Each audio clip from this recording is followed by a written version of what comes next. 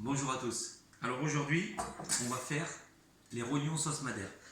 Donc le rognon sauce madère, souvent il se fait avec des rognons de veau. Là en l'occurrence, j'ai des rognons, mais ce sont des rognons de bœuf. Alors le rognon de bœuf, c'est un peu moins bon que le rognon de veau, la texture n'est pas la même. Mais pour contrecarrer le fait que ce soit du bœuf, il y a une préparation particulière à faire. Alors, première des choses, il faut parer le rognon. J'ai acheté mes rognons entiers de bœuf. Il faut enlever tout le blanc du rognon. Voilà, j'ai paré mes rognons, regardez ce qui reste. Ça, il ne faut absolument pas le mettre, c'est une horreur. Donc, j'ai paré mon rognon en avance. J'en ai gardé un petit morceau pour vous montrer que même ces petits boules, il faut les enlever. Il faut du rognon limpide. Que la chair du rognon, pas de partie grasse. Donc, je vais vous montrer, on enlève cette partie. Voilà, j'ai un petit couteau qui taille très très bien. Il vous faut du matériel quand même de bonne qualité, un couteau qui taille bien pour bien pouvoir le... Voilà, j'enlève. C'est rien, mais ces petits détails font que votre recette sera plus ou moins bonne. Ce gras, il donne un goût un peu trop prononcé, trop fort, une âcreté qui est franchement pas bonne. Donc pensez à bien enlever le gras, et ça, on le jette. Ensuite, dans nos rognons, on a deux échalions. Ce ne sont pas des échalotes, ce sont des échalions, ce sont de grosses échalotes en fait. C'est une variété un petit peu moins chère que l'échalote, mais qui est très bonne, très bonne aussi. Alors, 2 feuilles de laurier, un peu d'ail, voilà, des champignons de Paris. Alors, les champignons de Paris, ce sont des champignons de Paris que j'ai achetés dans le commerce et que j'ai congelés. Vous pouvez congeler vos champignons. Vous les achetez, vous les essuyez, vous les coupez en gros morceaux comme ça, vous les mettez dans un sac congélation et vous les congelez. Et comme aujourd'hui, j'ai pas été faire les commissions et on est en confinement, bon, ben voilà, moi j'ai mes champignons, ils sont surgelés, mais le résultat, c'est mieux en frais, certes, mais surgelé, ça reste très bien aussi. Donc, du madère, pour du rognon madère, forcément du madère. Ça, c'est un roux, c'est de la préparation de roux, c'est de la farine et du beurre, c'est-à-dire à peu près 100 g de farine pour 100 g de beurre, voilà, ou un petit peu plus de farine, mais 100 g de beurre, 100 g de farine, ça ira très bien. Et une fois que l'appareil est froid, bon, je m'en sers pour faire mes béchamels, pour faire les liaisons de mes plats, donc ça c'est du roux. Et si vous n'avez pas de roux, ou si vous ne faites pas de roux, dans la préparation, à un moment donné, je mets aussi du bouillon de bœuf. Mais au lieu d'avoir du bouillon de bœuf comme ça, c'est mieux d'avoir ce que vous avez dans le commerce, du jus de volier. C'est-à-dire que votre jus de veau, il est déjà, vous le diluez à l'eau, vous le mettez dans votre sauce, et ça va faire le liant et ça va faire la finition au niveau du goût. Donc c'est vrai, le jus de volier c'est pas mal, mais le bouillon, si vous n'avez pas ça, vous mettez du bouillon et vous liez avec du roux. Donc farine et beurre, 100 g de farine, 100 g de beurre. Donc ça, je m'en fais toujours pas mal d'avance du roux. Je vous le dis, et après une fois qu'il est fait mon roux, je le mets au frigo. Et on peut, dans un sac de congélation, mais je le mets au frigo, on peut le garder très longtemps comme ça. Et quand j'ai une béchamel à faire pour des croque-monsieur, pour un gratin ou quoi, franchement, c'est pratique. Et en plus, dans ce roux, j'ai mis un tout petit peu d'ail pour corser un petit peu le goût de la béchamel quand j'ai besoin de faire une béchamel. Donc, un petit peu d'ail, des rognons et de la crème fraîche. J'ai oublié d'aller prendre la crème fraîche. Après, je vous montrerai la crème fraîche, 25 centilitres de crème fraîche en cube, de la crème fraîche liquide. Ensuite, en accompagnement avec nos rognons, on a un riz pilaf. Un oignon, 2 gousses d'ail, une feuille de laurier. Alors comptez pour le riz, un verre de riz pour 2 personnes. Voilà, là il y a 2 belles portions de riz. D'accord? Donc c'est un riz pilaf. Là j'ai mis du riz basmati parce que j'ai plus de riz long, mais c'est mieux avec un riz long ou un riz rond.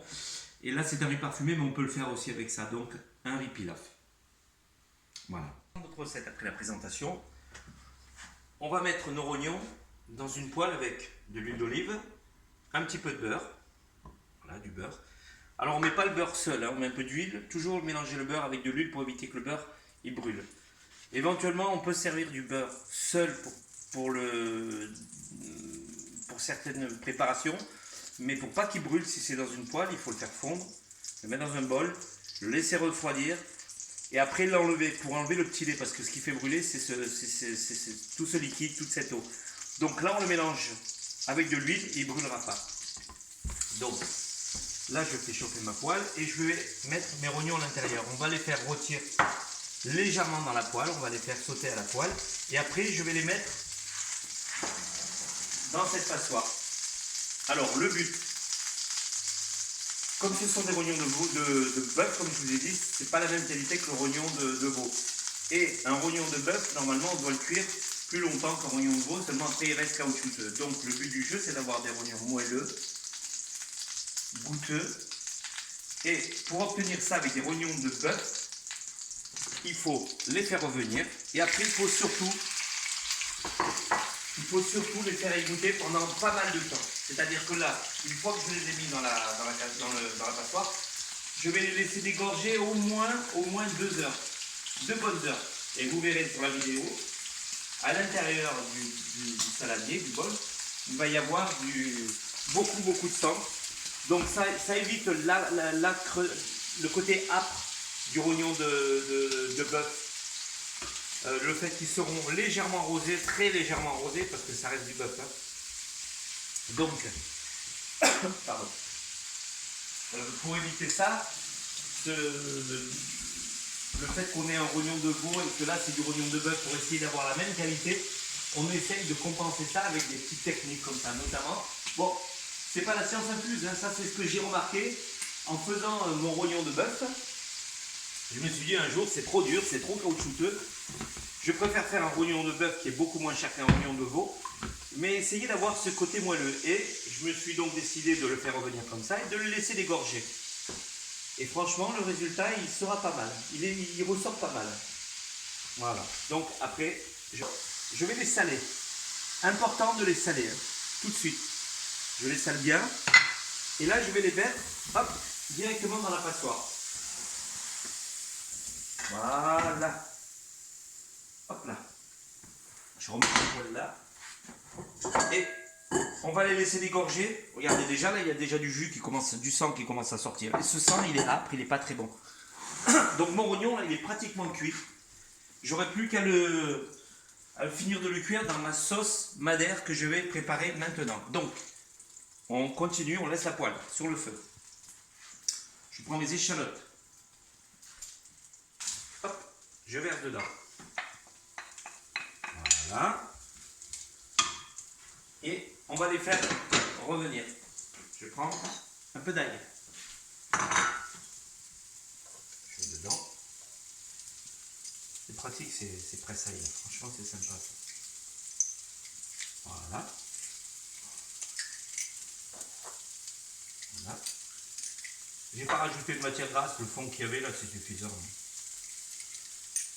Vraiment pour faire venir mes petites échalotes. Voilà.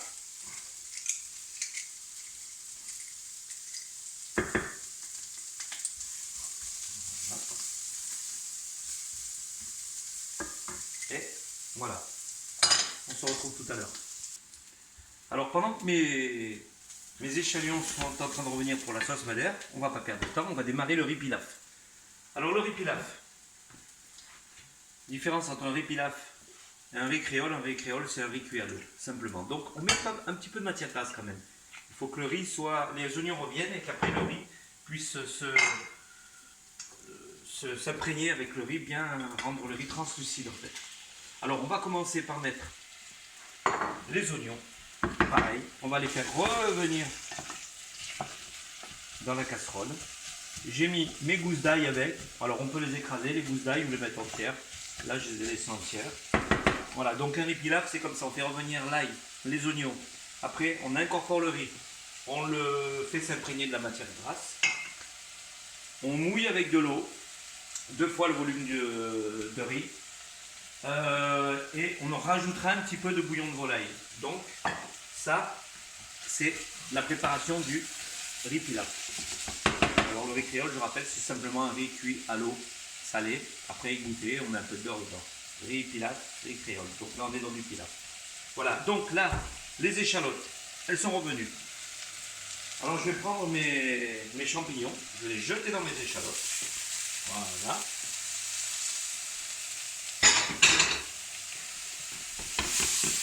Bon, ils sont surgelés, hein, ça va rendre un peu d'eau. J'allais dire, on les fait revenir. Quand c'est des champignons frais, c'est facile à faire revenir. Mais surgelés, c'est un peu plus dur. Ça rend de l'eau, donc ils vont avoir du mal à revenir, mais c'est pas grave. Le but, là, c'est de les cuire un peu avec les échalotes, qui prennent le goût. Et quand tout ça est décongelé et légèrement revenu, on mettra le madère. Alors pour la suite, je fais revenir mes oignons. Voilà. C'est fait. Bientôt fait. Là, j'ai mis mon madère. J'ai versé mon madère. J'ai versé la moitié de la bouteille de madère. Ça suffit. Hein. Pas la peine, on pourrait tout mettre. Mais si vous aimez fortement le madère, vous en mettez davantage. Il y aura un goût plus puissant en madère. Mais bon, pour manger oignon, il faut qu'il y ait un bon goût de oignon avec un petit goût de madère. Donc j'ai laissé évaporer mon madère. Maintenant, j'incorpore. J'ai un cube. Voilà, un cube. Hop, que j'ai dilué dans de l'eau, j'ai mis au micro-ondes. Et le reste du cube, je le mettrai dans mon riz pilaf. Équivalent d'un cube. Donc là, on fait bouillir. Voilà. Je vais incorporer ma crème. C'est de la crème à 30%. Hein. Voilà, c'est suffisant. Alors, ces crèmes-là, c'est pratique parce que le bouchon, il se ferme et tout, mais en même temps, il reste toujours la moitié de crème là-dedans. Alors, je mets un peu d'eau à l'intérieur. Pas grand-chose. Hein. Voilà. Je secoue. Pas de gaspillage. Voilà. Et on verse dedans. Voilà. Ça, je mets là. Alors, j'ai mis du bouillon. Je vais quand même saler. Hein. Où j'ai mis mon sel? Il est là. Je sale quand même. Voilà, pas trop. Un petit coup de poivre du moulin. Voilà. Voilà. Hop, on mélange. Alors, on fait plusieurs choses à la fois. Hein. Là, le riz, il va être bon. Le riz. Les oignons vont être bons. Je vais incorporer le riz. Voilà, je mélange. Je laisse bouillir un petit peu. Légèrement réduire, mais pas trop. C'est pas la peine.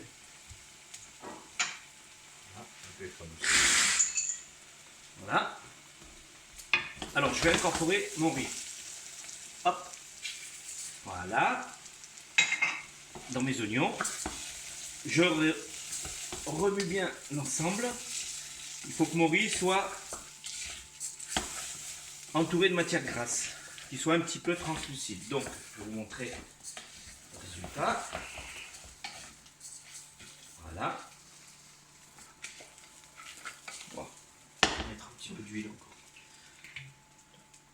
Voilà, pour bien que le riz s'imprègne. Voilà, il n'y avait pas grand chose. Pensez que la matière grasse, c'est ce qui fait relever le goût des aliments aussi. C'est aussi un exhausteur de goût. Ça fixe les goûts, l'huile. Bon, il ne faut pas à outrance, mais je mets mon bouillon. Et je vais mettre de l'eau. 2 fois le volume à peu près. Voilà. Alors le riz pilaf, normalement, on le met dans un plat au four avec un papier sulfure, mais au four. Moi j'ai un grand four, pour une petite quantité de riz comme ça, je ne vais pas allumer mon four. Donc mon riz pilaf, je vais le cuire directement dans ma casserole. Le résultat sera pratiquement identique, au niveau du goût en tout cas, et même au niveau de la présentation. Voilà, je vais laisser bouillir. Alors ensuite, là on est bon. Je vais mettre dans ma sauce madère, voilà, j'ai laissé bouillir un petit peu. Je vais mettre un petit peu de roux pour épaissir. On les miette comme ça, voilà. C'est tout prêt. Franchement, le roux c'est pratique. Je vous dis, quand vous avez des béchamels à faire à la maison, faites-vous du roux, vous allez revivre. Voilà, ça c'est bon. Le riz il va cuire et on se revoit. Le riz. Viens filmer le riz. Là, on a le riz. Avec son bouillon, j'ai dû rajouter un peu d'eau. Alors ça, c'est vous qui voyez, quand c'est un peu trop sec, vous rajoutez un petit peu d'eau. Et vous laissez cuire votre riz à feu doux à peu près 12 minutes. Et vous le laissez dans son eau. Donc le riz pilaf, il cuit dans son eau. On n'a pas besoin de l'égoutter comme le riz créole qui, lui, il faut une grosse quantité d'eau et après on l'égoutte. Donc là, il a absorbé toute son eau. J'ai mis du sel, salé, le cube, l'ail, les oignons, la recette complète. Il est prêt à être consommé. Donc terminé, vous le couvrez. Voilà. Ensuite, notre sauce, elle est là. Je l'ai liée. J'ai même un petit peu trop lié, donc j'ai remis. Si jamais vous faites comme moi, un petit peu trop épaisse à votre goût, vous remettez simplement un petit peu d'eau, c'est tout. C'est pas plus compliqué que ça. Ça ne change rien à la recette. Donc, on va mettre nos oignons. Voilà, je les verse. Voilà. Hop. Je remue. Voilà. Alors il y a une belle quantité de sauce, il y a bien des champignons, bien de l'oignon. Avec le riz, c'est excellent. On aurait pu mettre moins de sauce, hein, mais bon, nous on est fans de sauce. Hein. Donc on adore la sauce, les oignons, les champignons, toutes ces choses. Voilà. Voilà. On le laisse cuire 2 minutes et c'est fait. Alors, ils ont dégorgé 1h30 les rognons. Regardez. Voilà. Venez voir. Là. Regardez ce jus, ce sang. Voilà. Regardez. Vous voyez le sang? Tout ça, il faut l'enlever parce que c'est âpre. Ça fait une âpreté qui est franchement pas bonne, qui donne un mauvais goût. Donc, ça, on le jette. Et là, les rognons, ils sont cuits. Et ils vont rester moelleux comme un rognon de veau. À l'intérieur, ils seront rosés, un petit peu plus que rosés, mais en tout cas, ils seront moelleux. Ils n'auront pas cette texture caoutchouteuse, ils seront très très bons. Voilà. La recette est terminée. Bon appétit. Au revoir.